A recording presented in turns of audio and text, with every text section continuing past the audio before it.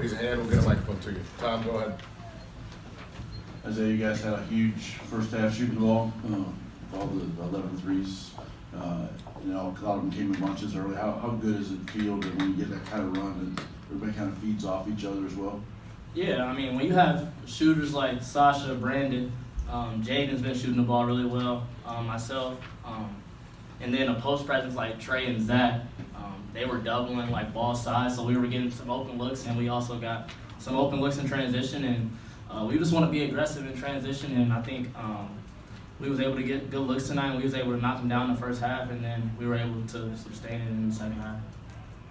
For Brandon, hey, just sort of follow up what he just said. Why did those first 10 minutes go that way with so many threes on both sides? Is that just the way the game kind of unfolded? Yeah, like you said, the way they were guarding us on post injuries, we were just taking what they were giving us. You know, our offense is obviously centered around our big guys, you know, a considerable amount, and you know they were doubling them when they got the chance, and our bigs are good passers as well. So we were kicking it out to shooters. We were getting rhythm open shots.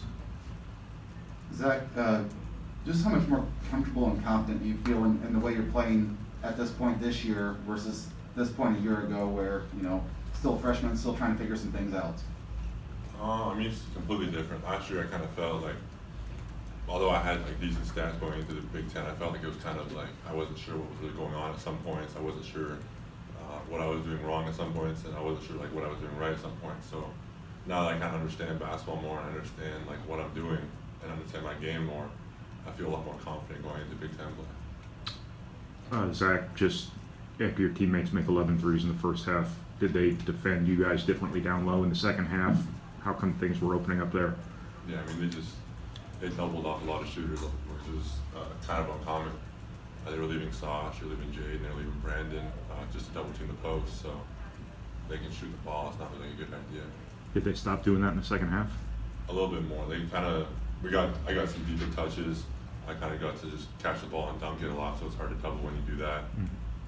But I mean, when we got shooters and when they double off them, it's just easy reads, easy passes. Isaiah, can you kind of touch on the offensive efficiency, where 30 assists on 35 made field goals is just, you know, that's ridiculous. And it seemed like it wasn't, you know, one or two guys, 7 or 8 guys had 7 or more points tonight.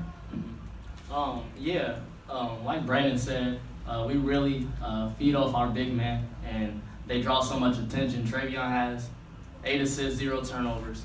Zach has 0 turnovers. Like, they're making good reads, making good decisions. I thought we was taking care of the ball, and they're dominant. And when you have dominant bigs like that and shooters and one of the best guards in the country who draws attention as well, it's hard to stop. And it's not going to be our night. Nobody's going to shoot. We're not going to shoot the ball that well every night. So we got to find other ways to win. But tonight was a good offensive night for us, and we just got to continue to build on it in Big Ten play coming up.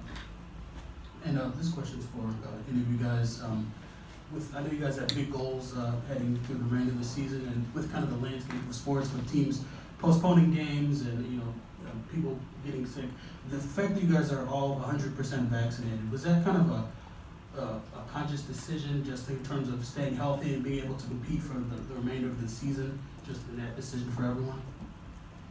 Yeah, it was a collective effort. We know that we want to be playing, for a while, and doing that, is a big part of that. Just doing our part, really, to be able to give ourselves the chance to compete in a game and not, limit the chance of any cancellations or any games being postponed. Right. Isaiah, just obviously as Big Ten play nears here, you guys have wanted to make some progress defensively. Any concern over the 90, the 54 in the second half or anything like that, or was that just they were kind of hot shooting? I mean, they shot the ball well. Tempo. Yeah, I mean, it's not a huge concern. Obviously, I think we need to get better defensively. It's kind of hard when you score over 100 points and you probably could have scored more.